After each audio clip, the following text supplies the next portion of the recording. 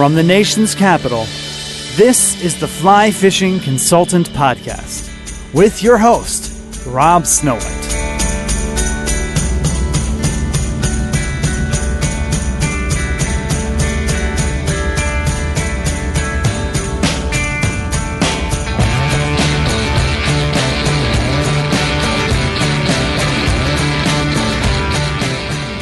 This is the Fly Fishing Consultant Podcast, episode 194. This was a request from a listener, and I'm going to have to give apologies. I forgot your name. We spoke at the Virginia show, and I know this is about 11 months later than you requested, but this is the podcast on how to pack for a fly fishing travel getaway. There's no sponsor for this podcast. However, I want to remind you that the Project Healing Waters 2 Fly Tournament is coming up the end of April, and if you could please go to phwff.org. There will be a small yellow icon that says donate on every page. If you could please donate, we'll consider this my fundraising campaign for the event, and I would be highly grateful if the listeners could do that.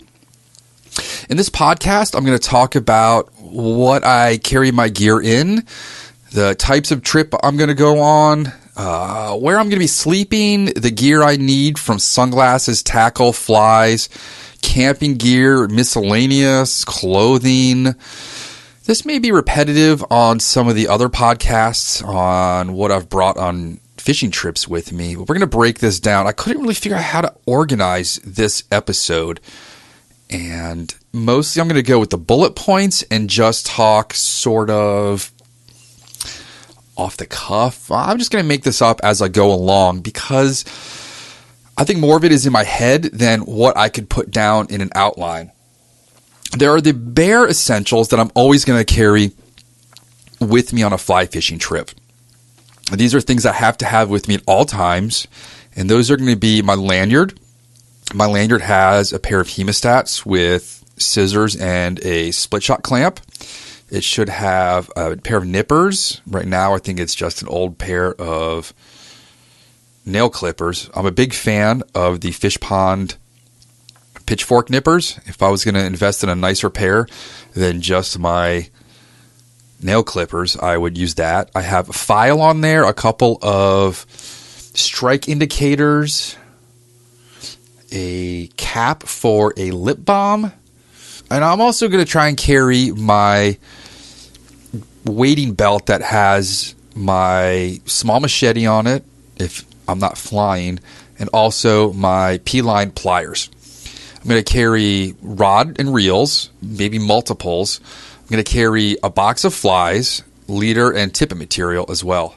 One of the big things that's going to determine what I'm going to pack for this trip is, can I shop where we're going when I get there? This will determine how much I'm going to pack and what I'm going to pack. Things I can purchase at locations, be it Pulaski, New York, out in the Shenandoah Mountains, along the Front Range, and Summit County in Colorado. If I ever get back to Florida, maybe if I head out to the Chesapeake Bay.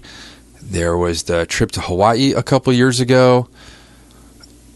I know places like that, I can mostly find a store where I can buy food. So I don't need to pack power bars or granola bars or sunflower seeds or gorp.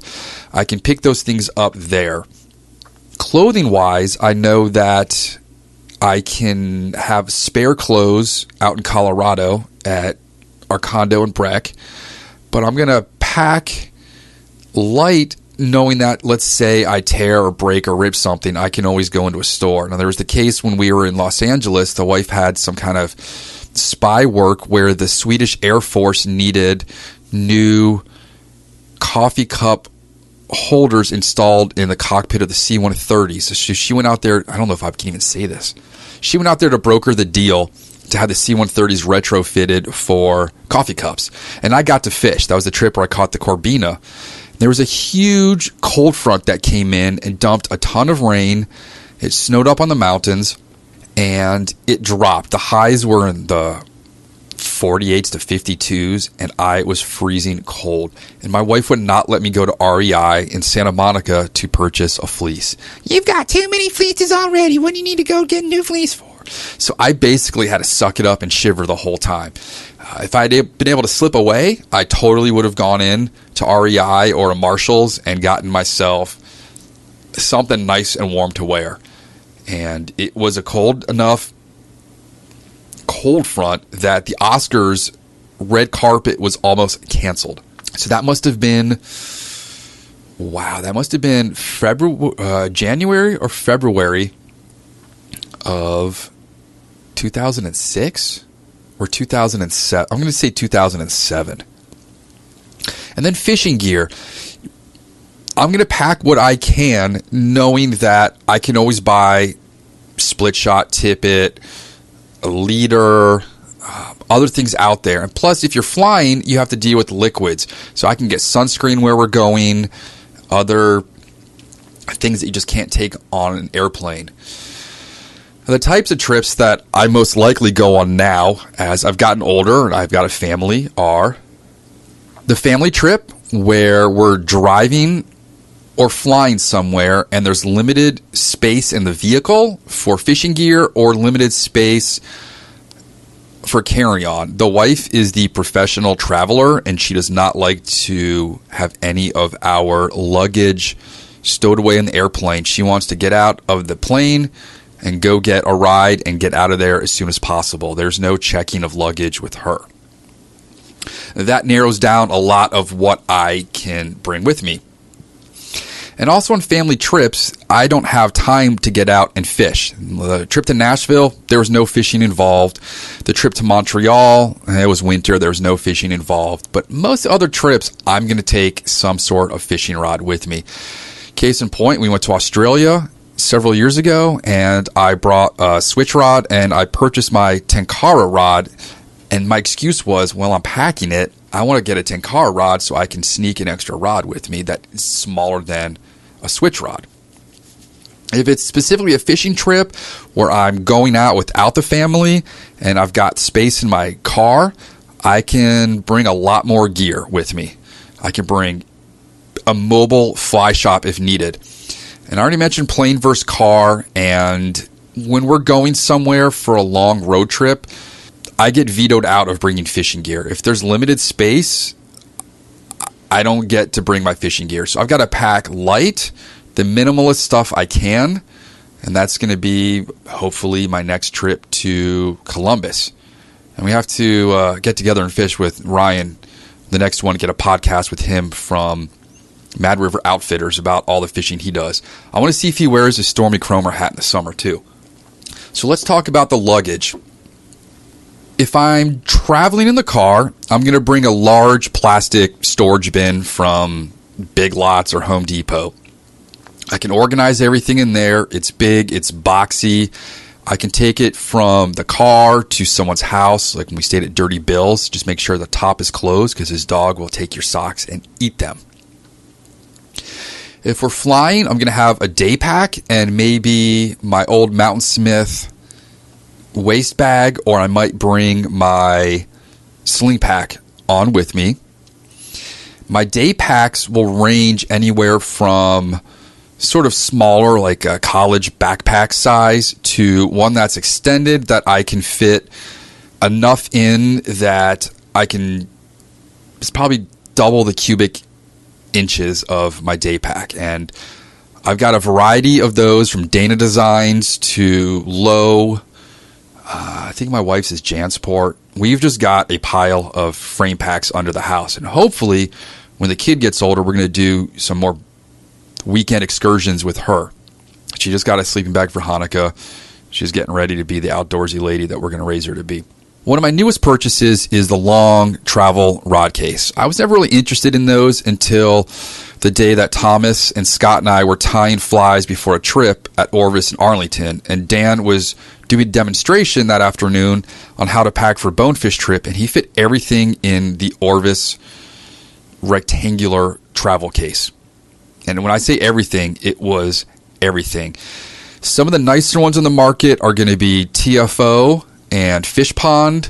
If you want to go lower end price-wise, Orvis One and Risen Fly, but pretty much every manufacturer out there is going to have a hard-sided case to hold rods, reels, etc.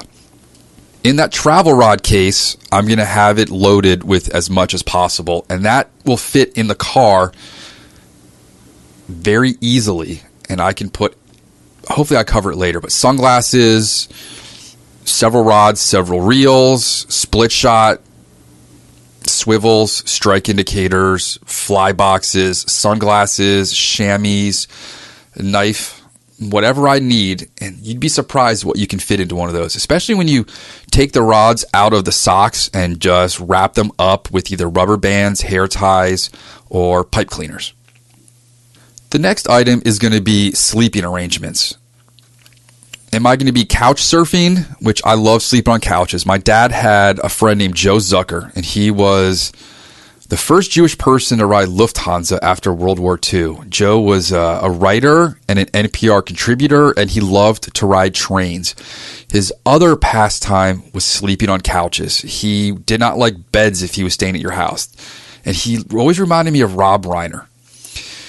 Always been a couch guy. As long as I can at least stretch out, put my legs over, I'm going to be comfortable.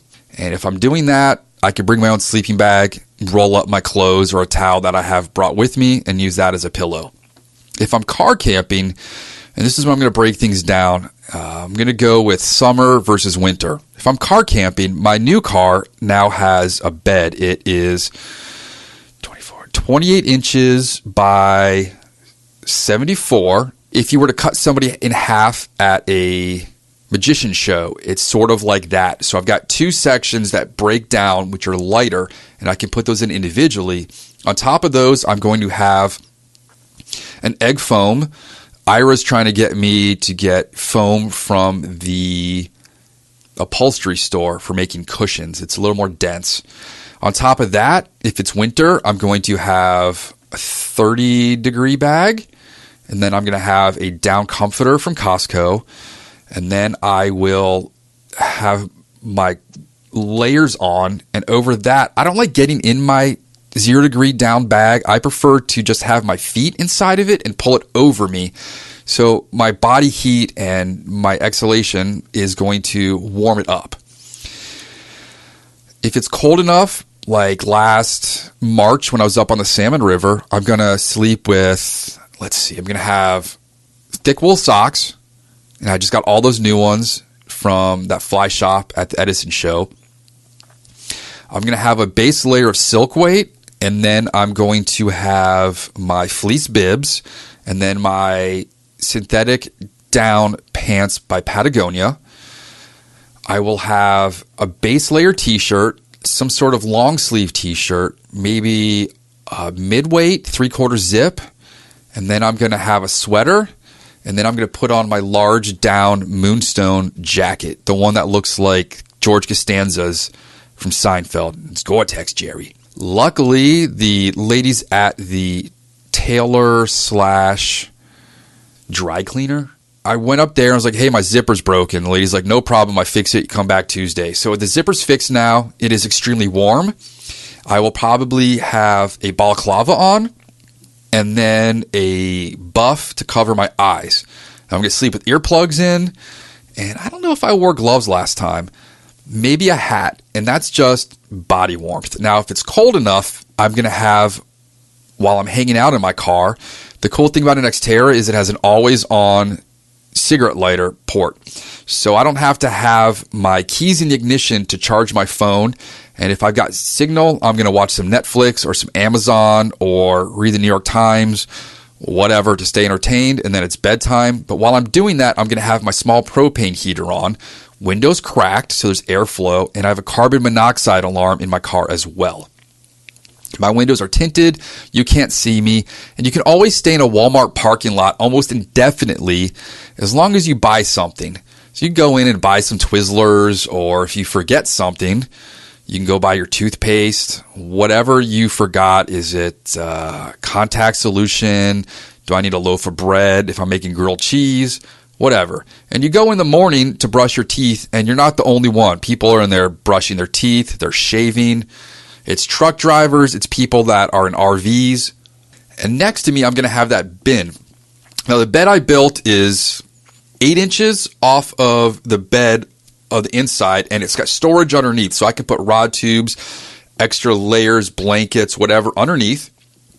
And then I've got my storage bin, which is going to be my table. So I can have my phone on there, a bottle of water, my little overnight medicine bag that's got all my, heartburn medicine, contact solution, cotton swabs, toothpaste, toothbrush, etc.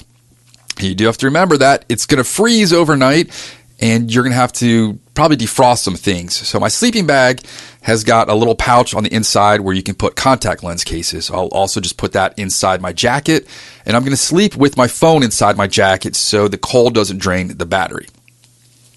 Got to have a pee jug inside your car as well.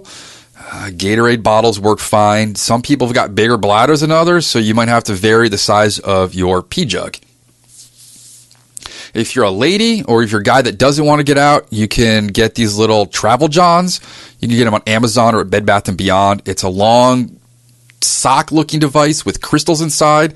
And when you urinate inside of it, it turns to a solid, and you can use those up to 3 times unless you overflow it.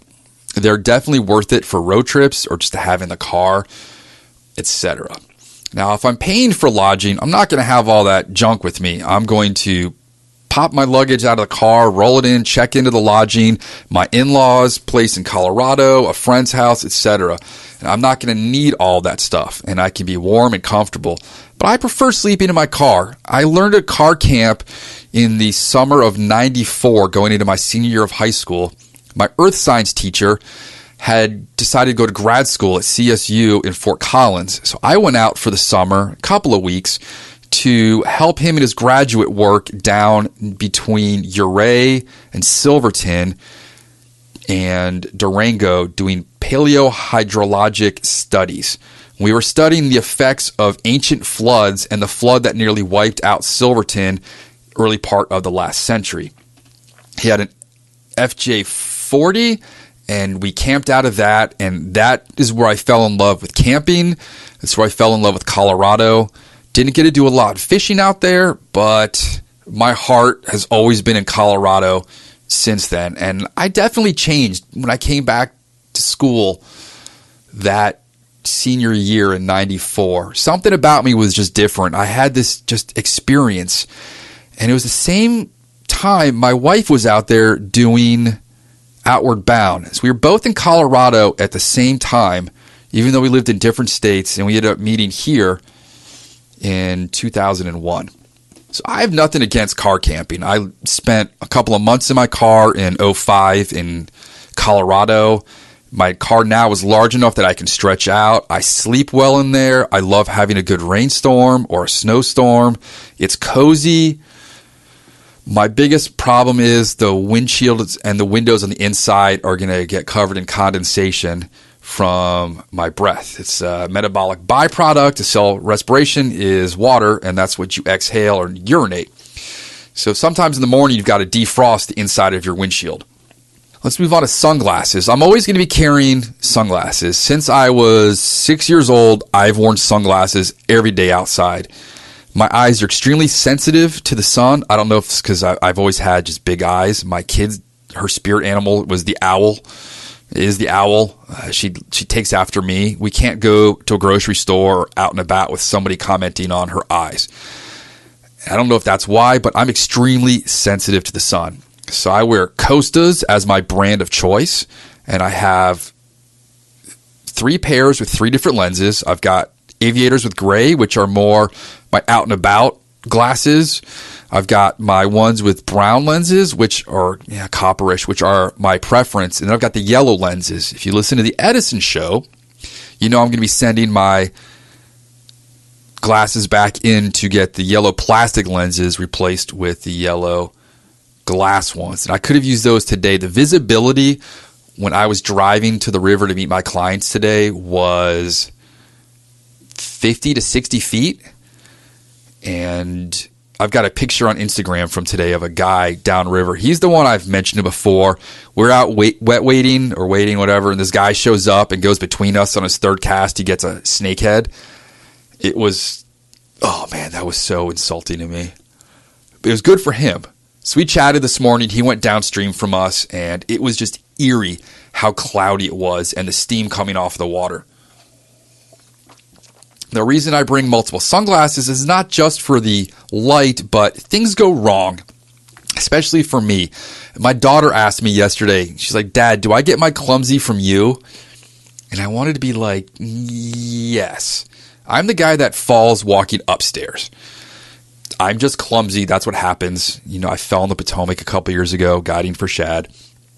I'm injury prone is what you could say.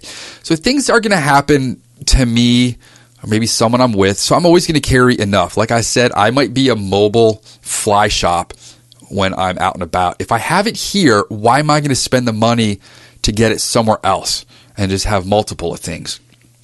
You never know when a lens will break, a sunglass strap is going to break, or a screw might fall out. I used to have glasses where the lenses would fall out. I would be standing in a river and I'd look around and all of a sudden it was extremely bright on my right eye. And all of a sudden I looked down and my lens was in the water. It was a dodgy pair of glasses, and that's why I switched to a company that's reliable. Sunglasses, multiple varieties and multiple pairs. Now the tackle I'm going to bring with me, rods. I'm going to bring, depending on where I'm going, if it's steelhead, 8 weights. If I'm going to be carp fishing, 6 to 8s. If I'm mountain trout fishing, 3 to 4s. I've got enough rods as a guide that I can cover most of what I need and have backups. The trip when Hurricane Sandy came through, I think amongst us, 5 rods were broken in a couple days. So we had spares, we had backups. I've got a rod now that's missing the tip top guide. I got to fix that. And when I buy my rods, I'm buying them in 4 pieces just to make traveling easier. They're going to fit inside that travel tube. They're going to fit on my day pack. They're going to fit in the overhead bin. They're going to fit in the car. Much more easy. Then you can take them on a bicycle. And I already mentioned that I bought the Tenkara rod for Australia, but I take that with me when we go to Manhattan so I can fish in Central Park. We're going to be up there in March. It's going to be too cold, and we're going to be focused on eating. There's going to be a lot of eating going on. I think the wife has an estimated 30 restaurants a day she'd like to hit. And I definitely want to go to Rudy's for a hot dog and a pint when we're up there. I want to go to Buvette too. She wants to go to new places, but Buvette in the Village is by far my favorite place to eat in Manhattan. And the Tenkara rod fits in my day pack, which is made for skiing, and it has a separate pouch for avalanche poles for you to put together like a tent pole and poke through the snow to find somebody. The Tenkara rod fits perfectly in there. Reels. I'm going to bring backup reels and different spools if possible, just to cover floating, intermediate, sinking, shooting head, you name it. Fly lines can break. I already found that out last March when I lost a shooting head. Reel knobs have broken off in the cold. We once, in the Keys, were fishing a reel where the screw came off on the inside of the arbor and cut the backing, and a bonefish was lost. Stuff happens. You just never know. I've got some reels that when the fish is pulling on them, the arbor grinds against the spool. And I've got to send that reel back in before the season starts up, because I'm going to be needing that if I go traveling up to Cape Cod. I've got extra lines up here in my closet. I've got a variety of floating lines, sinking lines. If I'm going to shop and they've got lines on clearance, I'm going to buy them. I'm lucky enough to have picked up mostly sinking tips and full sink lines, and then I've got a whole bunch of floating lines from the store I worked at 12 years ago where they were on sale for $4.88 clearance. Bright orange and chartreuse are my preferences, not just for me to see, but I need my clients to see them, and if I'm fishing them, I need to be able to see their line in the water as well. I'm going to carry my small Plano box that's going to have 30 pound, 20 pound, 14 pound, 12 pound, 10 pound, 8 pound mono / fluorocarbon that I can use to build leaders and tippets. If I'm going to be out west, I'm going to also have spools of 4, 5X. I really don't want to use 6X. If I'm going somewhere the fish are bigger, I might have some spools of 2X. I don't really fish with those, so I can always buy them when I get there. I'm going to carry split shot if I can just in case I need to get down. If I'm fishing my bacon fly, I tie that fly to be fished with 3 BB split shot in front of it. And that's with a loop knot, and no, the fish don't care that there are 3 split shot in front of the fly. I've caught enough fish that it works. And again, I only fish my bacon fly when I trout fish. It's the only streamer I use for trout. I will be selling those and tying and demonstrating those at the Lancaster show coming up in 1 week from now. I'm going to bring swivels with me as well. That's more when I steelhead fish. And if you listen to the Wet Fly Swing podcast, you'll hear about my leader formulas that I use, which involve a swivel. I'm going to bring a knot tying tool, which should be on my lanyard, but is most often going to be in my travel case, which is new. And that's so I can tie if I break off the tip of my line, sometimes it breaks before the knot, I can take some monofilament, double it over, lash it, or I can take 30-pound or 40-pound Berkeley Vanish or Amnesia line. I'm also going to carry a small spool of Amnesia, bright red, with me, and that way I can add on a tip for nymphing or just sighting. I'm going to be taking my pliers with me, depending on the fish. If I don't want my hands near their mouth, if they're toothy, I'm going to use my pliers. I've got my stripping basket up. It's in my closet here. So if you looked at my closet, you'd be disgraced right now. It's quite messy in my office right now. I've been tying a lot of flies commercially for stores recently, so it's a little bit of chaos going on. There's a stripping basket in there. I have not used. Oh, actually, there it is. It's on the floor in front of me. It has all of my receipts and credit card statements for fiscal year 2017. I'm going to take that to Cape Cod because I probably need it up there. I'm going to find somebody that is the guru of Cape Cod fly fishing and try and get a podcast because I know nothing about Cape Cod. So if you got advice on who I should talk to, let me know. But I'm pretty sure I'm going to need that. I really haven't used my stripping basket since I fished out on the bay at night back in the day when I was 22 years old and had the stamina to fish till 4 a.m. and then get 3 hours of sleep and work an 8-hour shift in a fly shop. And I mentioned my lanyard. I'm also going to have extra strike indicators in there, probably an extra lip balm. I'm going to carry my sunscreen in my long tube if I can, sun gloves, mask, and I'll probably get to that later on. Now, flies. Again, if I'm traveling on the airplane, there's that trip to Idaho, and if you haven't listened to 2 days or 3 days in Idaho, it's the short story I wrote, which I tried to get written to a magazine, and then decided I don't want to be a writer. I'd rather talk about things, and that's where the podcast came from. I brought 1 box of 3 flies of a variety of patterns and sizes, and that kind of covered me. I had no idea what I was getting into. And I'm using the Risen Fly boxes now that hold, 180 flies. And I can carry, my guiding box right now has got crayfish, buggers, 3 or 4 types of worms, 4 or 5 types of beadhead nymphs. It's got eggs in it. It's got 3 sizes of Chernobyl ants. Ooh, what else is in there? It carries a whole bunch. So I'm going to carry as much as I can in the smallest container I can for air travel. If I have the room for road trips, I'm going to carry my big Cliff box. I'm going to have a variety of other fly boxes. When I go steelhead fishing, I take way more than I need, and I've been tying steelhead flies for 17 years now, and I've got 4 Plano boxes because I tie 20 to 30 flies a night when I'm up there, and I might use 5 or 6 or lose 7 or 8, and I've got a surplus, but I still want to tie each night when we're there because that's just part of my tradition. I have flies that build up over time, and I can just take one of those boxes and my big day pack, the low Alpine one, I traded that for something for Tom. I remember it was on clearance used at Eastern Mountain Sports at Tyson's Corner Mall, and Tom bought it, and I traded something for it, like a 6-pack of beer in 99, and it's still going strong, and that's what I take up and down the Salmon River, and on day trips, it fits in the drift boat. It's just a good all-around pack. So I'm going to take big boxes that are species specific or pattern specific or type of flies. It can be dry flies. Is it going to be terrestrials? When I used to carry a fly fishing vest, I would just take the vest and throw that in the car. I would have one box of streamers, one box of like a Wheatley of all of my dry flies, a nymph box, terrestrials, and my vest was just 20 pounds. It was awful. I don't use a vest anymore. I also don't fish for trout like that anymore, where I don't need to match the hatch. So size of the boxes and the amount of flies is again dependent on the amount of space I have.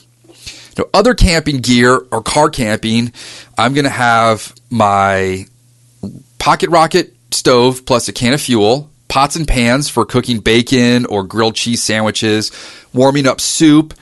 I can't eat oatmeal anymore. I think oatmeal is absolutely disgusting. That's what I started eating camping in Colorado and through high school and college. And now, if I think of apple cinnamon instant oatmeal, it's up there with the rotten shark from the Edison Show. I cannot do oatmeal. Ugh. I'm going to carry titanium sporks with me, a small measuring cup. I've got my really cool Black Diamond lantern LED from my friend Jesse, who works at Black Diamond. And I've got my extremely bright torch, whatever it's called, LED that can go 200 yards in an open field. And I've got my titanium tea kettle. And all of this I will either carry in a dry bag or inside my day pack,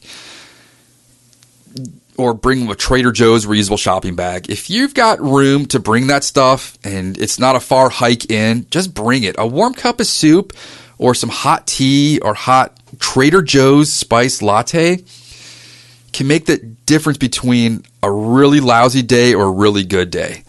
When we had horrible fishing 2 years ago up in New York, I made bacon all day long. It was fantastic.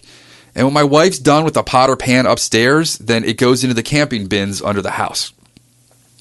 And I learned all of my camping food from John. His name was John Pruis. He's the one that took me all around southern Colorado in '94. I never really camped. I camped at Jew camp and I camped at rest and day camp, but nothing out in the boonies. You know, at camp up there, you'd cook Hebrew Nationals over the fire on a stick and some marshmallows. He taught me more of camping food, dehydrated camping food. My dehydrated camping food of choice is going to be chili mac with beef or stroganoff with noodles. And then again, when Scott made those grilled cheese on homemade sourdough last fall, that was up there with the grilled cheese I used to eat when I worked at Cheese Teak. That stuff was amazing. Some of the miscellaneous things, again, sunscreen, water bottles. I'm a thirsty guy. I sweat a lot too. My wife, she's like, you got sweat all over your face. And I was like, hush, lady. Just because you don't sweat don't mean you can make fun of me. And I'm going to have lots of water bottles with me. I want to get one of those little platypus bags, the ones that deflate as you drink it so it doesn't take up as much space. We were out on Thursday at 4 Mile Run, and we get down to the bank, and I'm like, man, they just had a river cleanup here 3 days ago, and there's litter all over the shore. And I forgot my trash bag, and I started just chucking bottles up along the trail up there. And I pick up this blue bottle, I'm about to throw it, and I see YETI. It's a baby blue Yeti 20-ounce thermos. Like new, open it up, it's dry inside. And I'm like, man, this is 4 Mile Run. I wouldn't drink a bottle of Jack Daniels if the cap was sealed on it, if I found it out here. But the Yeti bottle got me curious. I put it in my waders. I got home and put it on Facebook, and the consensus was bleach it, dishwasher it, and you're good to go. So I've got that new one. So that's going to have hot tea in it. My tea of choice, if you're wondering, I'm not a coffee guy. I like Lady Grey with some heavy cream and honey. And to me, that is an absolutely perfect drink. Though today, cold, rainy, I was on the river for 3 hours with clients. I came home and made a huge pot of black tea with lychee that I get from the Thai market over in Bailey's Crossroads. And now that's a 30-minute drive. So I get there when I can. The woman's always happy to see me, and we hang out and we talk Thai cooking. My machete, I've been a fan of machetes since I was in 6th grade. There was a kid I went to school with whose mom, this is back when we had cash on delivery, and inside Guns and Ammo magazine, there was the Edge Knife Company. And she would buy us switchblades and stilettos and nunchucks. And you would just give her the cash. And she's like, oh, boys, what do you want? This was the 80s. And I got a machete from there. And I loved it until my parents found it. And then they took it away. And then I went to the Amazon and wanted to buy one and have it shipped in 93. And that didn't work. And somehow I bought another one through high school and college. You can't go cheap ones. It's got to be full tang with a heavy weight on the front. And now the one I'm using is SOG Jungle Primitive. It's a small, maybe 12 inches total. It's serrated on the back. It's sharp on the front. And I can bushwhack with it. I can open cans with it. I can cut monofilament on the riverbank. I can kill snakeheads with it. And that, if I was stranded on a deserted island, I would want my machete and a Leatherman wave, and I would be perfectly happy. I think Robinson Crusoe had it made. If he had a Leatherman and a machete, he would have done even better. So those are some of the things I'm going to bring with me. Of course, electronics nowadays, you've got to bring maybe a spare battery pack to charge. You've got to have some extra wires with you. I've actually started listening to CDs again in my car. And my daughter was freaked out how we put a CD in and she thought the car ate it. She's like, make it spit it out and eat it again. So we listened to Dark Side of the Moon last week. We went to Ira from Healing Water's house for dinner and an overnight. I think that's most of the miscellaneous things. If I look around my office right now, what's up there on my shelves? I'm always just going to take double of everything. And Holt was so mad when he picked me up for a steelhead trip and I had tubs and jugs and bags and like, man, this is how I roll. I don't want to get up there and break a rod and have to go buy another rod or buy another fly line. It's not necessary. If I can bring a tying kit, I will. I've got this plastic folder carrier that you would use in an office. And that's my mobile tying kit now. It's got a handle and a latch. I can put my Regal Vice in there. And I didn't mention this earlier. One of the main things you need when you're car camping is unscented baby wipes and Stridex pads. It's basically a shower in a can or canister. So you can do your bits and pieces in your armpits, your face and neck. And if you get the scented ones, you're going to smell like a baby. If you get the unscented ones, nobody's going to know you're sleeping in your car. If you're smart, you're going to get, let's see. This is Walmart brand Soothes, Cleans, and Freshens, Fresh and Clean Kids Flushable Wipes.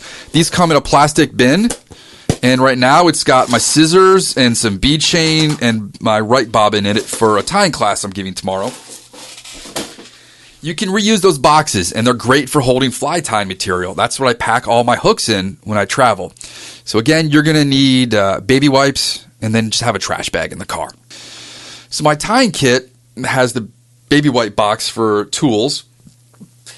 I'm going to bring in the other box a variety of hook packs, cones, and beads, variety of weights, colors, and sizes.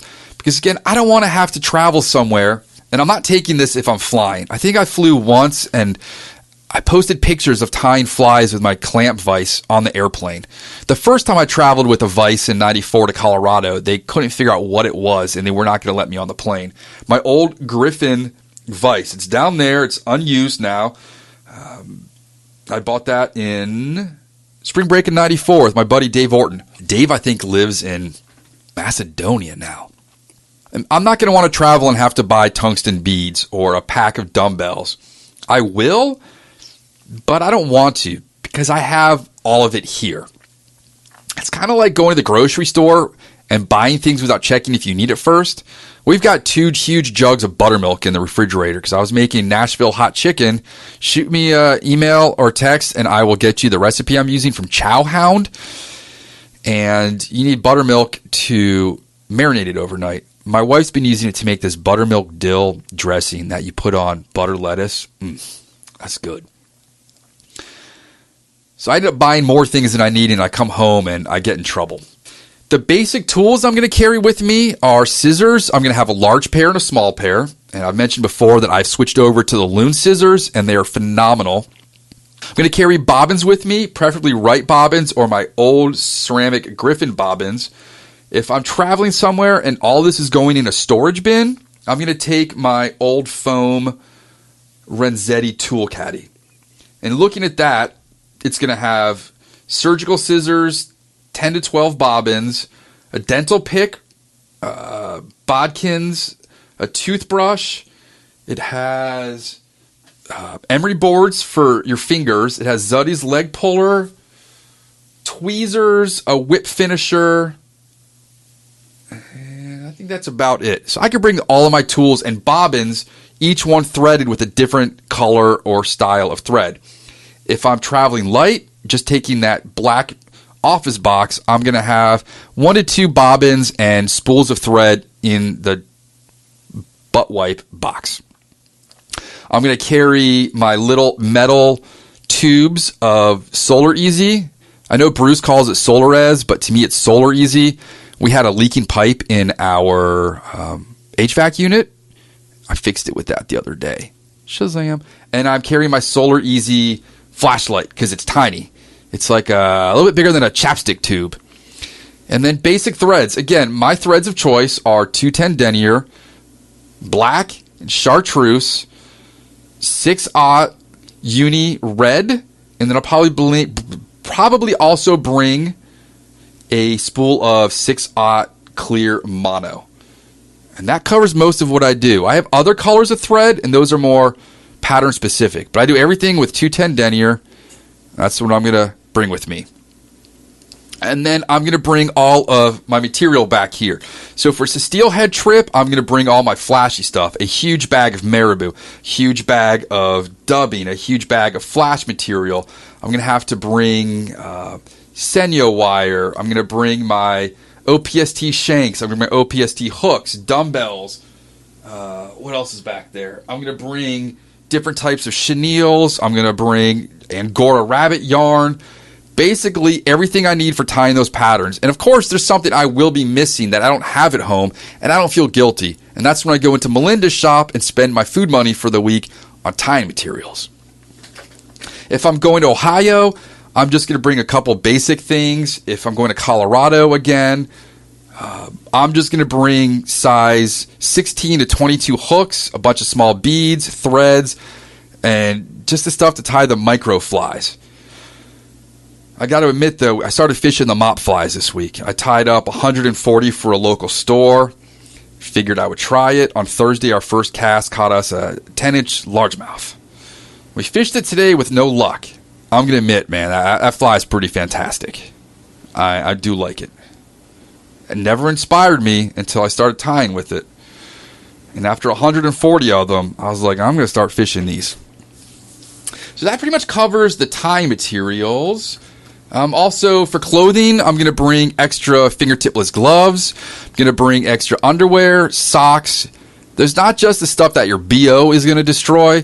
It's also stuff that could get wet or just ruined if you fall in or if you spill something on yourself like me. I wish all my clothes were made out of Teflon. My life would be so much easier. And I think that's it. Spare buffs. I'm going to bring different baseball hats. Just multiple of absolutely everything. You know what? Next is rain gear. Clothing. So I will double up on everything I just said. In fact, I'm going to erase all that. So after my tying, I have clothing listed. We're going to start off with rain gear. So I break my rain gear down as it might rain. There's light rain. It's absolutely cats and dogs pouring, dumping. So my light rain jacket is going to be, I've got this old Orvis wading jacket that packs down to absolutely nothing. That's if it might rain. Or I've got my Patagonia bright orange sea kayaking jacket, which is basically the SST old jacket, but it's orange and it has reflectors on it.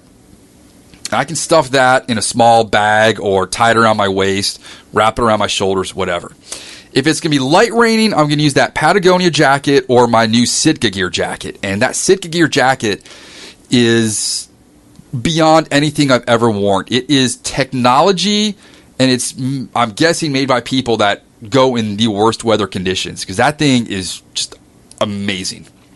And then if it's heavy rain gear, where we've got lake effect rains coming off of the Great Lakes, I'm going to be wearing a Kokatat. I think it's Kokatat. It's a kayaking jacket. It has a slight neoprene neck gasket, so no water gets in my clothes, and it has latex wrist gaskets. And then it has a tight belt. And I can more or less fall in up to my neck, and I'm not getting wet if that's pulled over my waders. Hats and gloves, I'm going to be bringing a variety of hats based on the temperature.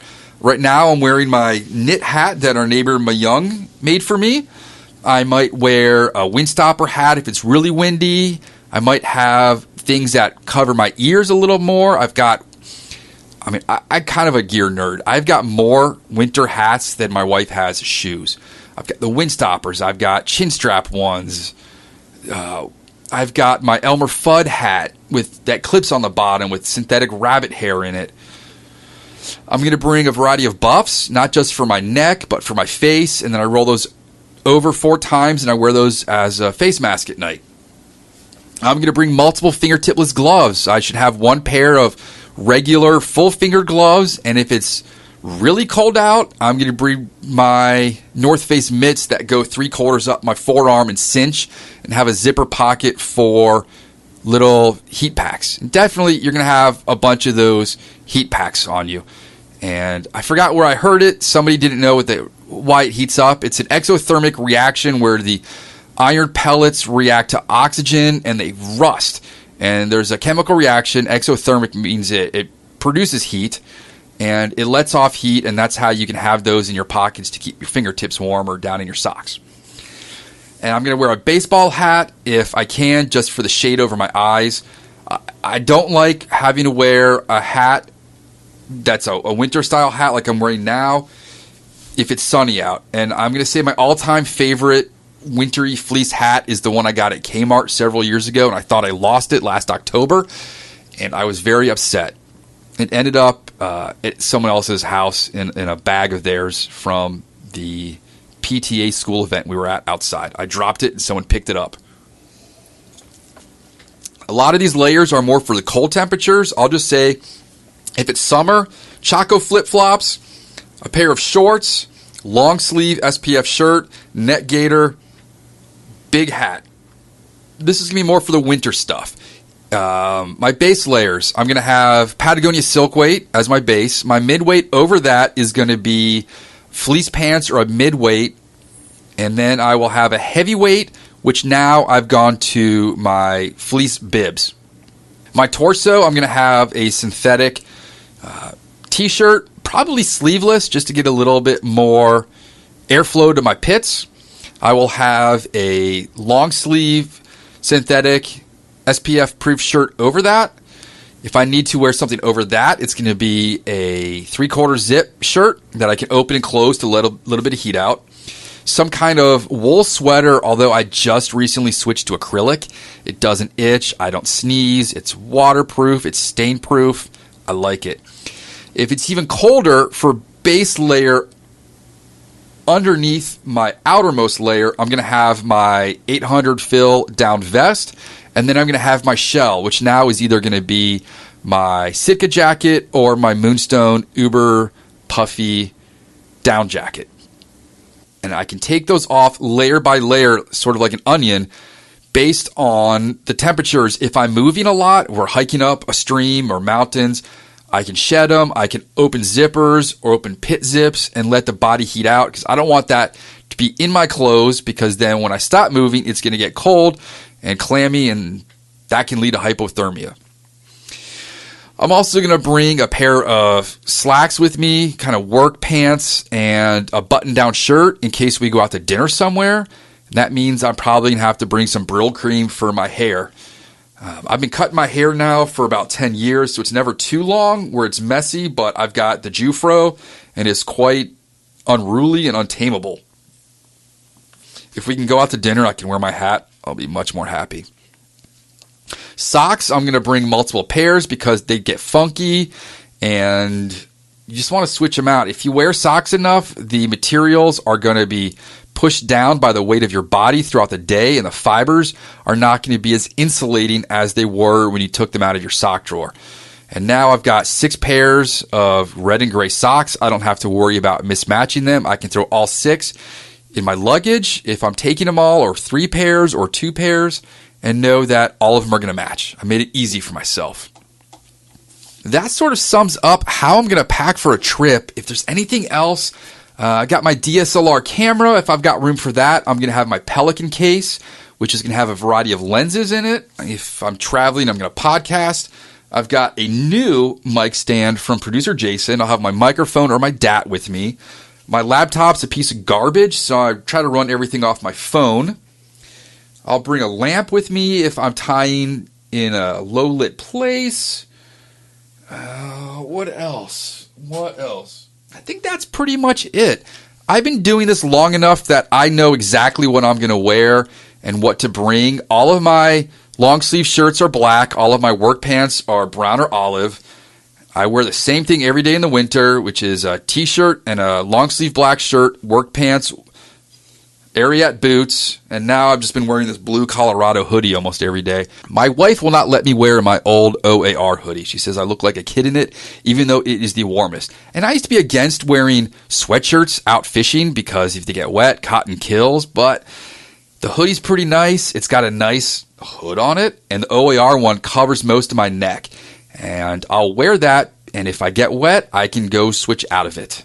That dry bag I mentioned earlier for cooking stuff, that is in case there's a rainstorm.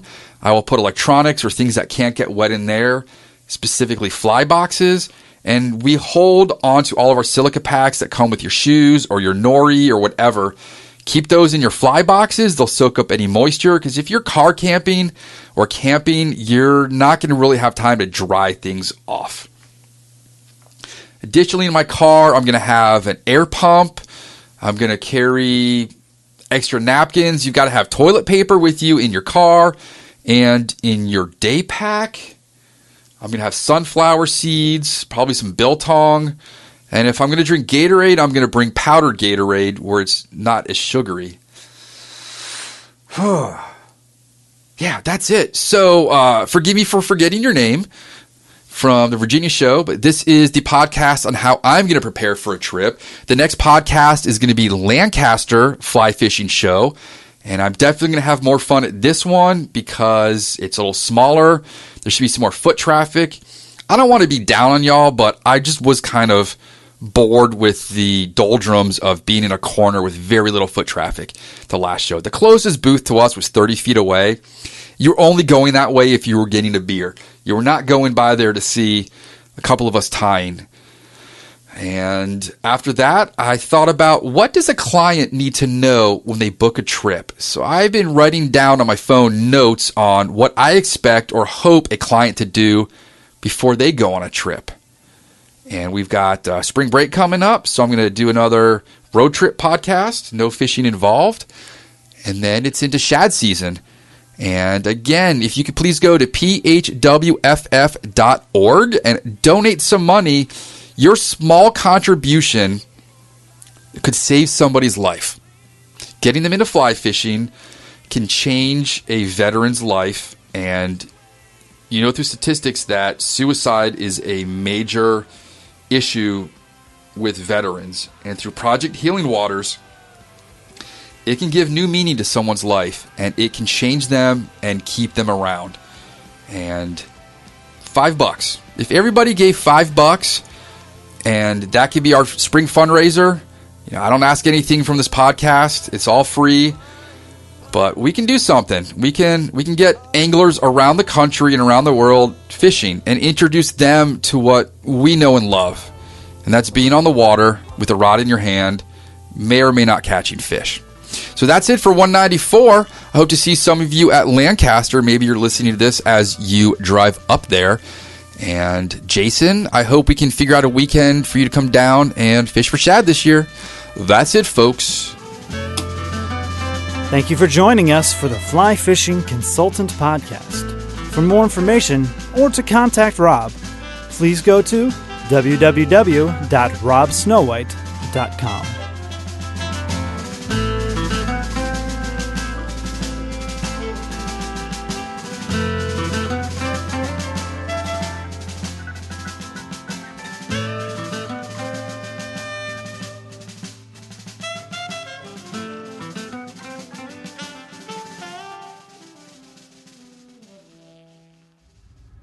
This has been a production